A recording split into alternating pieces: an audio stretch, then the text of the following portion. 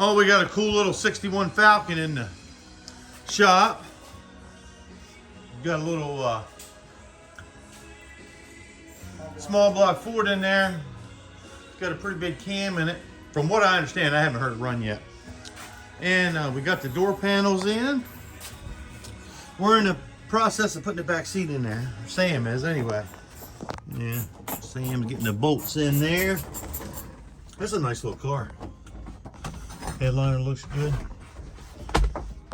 Building my portfolio here. Yeah. All right. That back seat's in. We got to clean the face. Don't ever put white interior in the car. But, oh, you just look at it and it gets fingerprints on it. All right. Okay, yeah, it looks good. Yeah.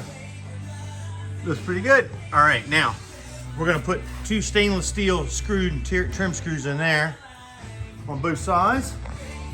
And I think we'll be just about done. Oh, look at this. We got her, folks. Look at that. Wow, that's really solid. Oh, yeah. That looks good. Let me go around the other side.